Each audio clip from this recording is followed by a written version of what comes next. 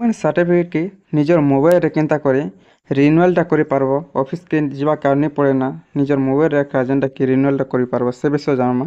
ସେଥିର୍ଲାଗି ଆମ ଚ୍ୟାନେଲ୍କେ ନୂଆ ଦେଖୁଛ ସବସ୍କ୍ରାଇବ୍ କର, ଭିଡ଼ିଓକେ ଲାଇକ୍ ସେୟାର କରବାଟା ନାଇଁ ଭୁଲବ।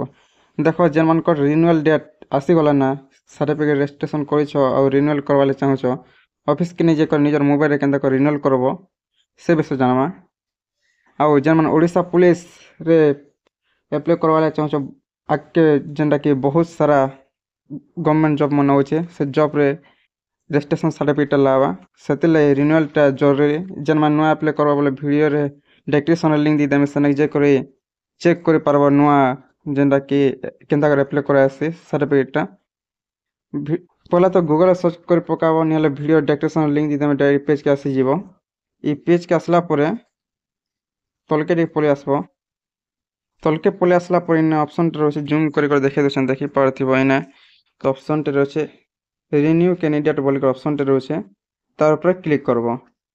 ତାର୍ ଉପରେ ଯେତେବେଳେ କ୍ଲିକ୍ ଅଛି ଆଉ ଗୋଟେ ପେଜ୍ ଓପନ୍ ହେଇଯିବା। ଇନେ ତ ପହଲା ରେଜିଷ୍ଟ୍ରେସନ୍ ନମ୍ବର ଦେଇଦେବ ଯେନ୍ଟା ଥିବା, ନିଜର ରେଜିଷ୍ଟ୍ରେସନ୍ ନମ୍ବର ଦେଖିକରି ତାପରେ ସବମିଟ୍ ଉପରେ କ୍ଲିକ୍ କରବ।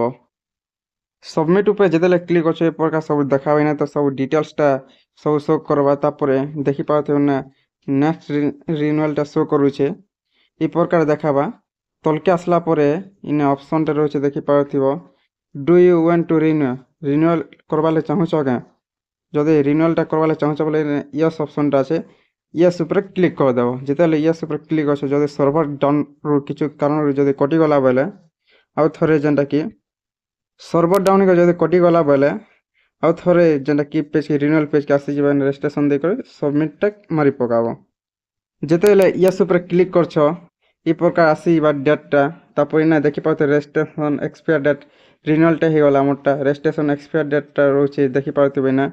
ତାପରେ ପହଲା ଥିଲା ହିଷ୍ଟ୍ରି, ରିନ୍ୟୁଆଲ୍ ହିଷ୍ଟ୍ରିଟା ଦେଖିପାରବ। ପହଲା ଥିଲା ଇଟା। ତାପରେ ଯେତେବେଳେ ରିନ୍ୟୁଆଲ୍ ମାନ ୟେସ୍ କରି ରିନ୍ୟୁଆଲ୍ ଯେତେବେଳେ କନୁ, ସେକେଣ୍ଡ ଅପସନ୍ଟା ଆସିଗଲା। ଇନେ ଡେଟ୍ଟା ନେକ୍ସଟ ରିନ୍ୟୁଆଲ୍ ଡେଟ୍ଟା ଦେଖେଇଦେଲା। ତାପରେ ଇନେ ଦେଖିପାରୁଥିବେ you registration is not due to renewal, ଆଉ ରିନ୍ୟୁଆଲ୍ କରବାକେ ନି ପଡ଼େ ନା। ଯେହେତୁ ଆମେ ରିନ୍ୟୁଆଲ୍ ୟେସ୍ କରି ରିନ୍ୟୁଆଲ୍ଟା କରିଦେନୁ।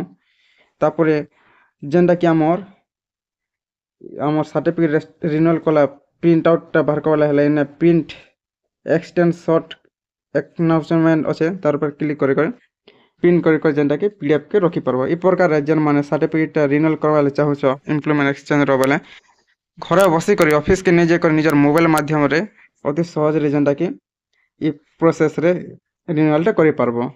ଆଉ ଯଦି ନୂଆ ଆପ୍ଲାଏ କରବାର୍ ଲାଗି ଚାହୁଁଛ ବୋଲେ ଭିଡ଼ିଓର ଡେସ୍କ୍ରିପ୍ସନ୍ରେ ଲିଙ୍କ୍ ଦେଇଦେମି।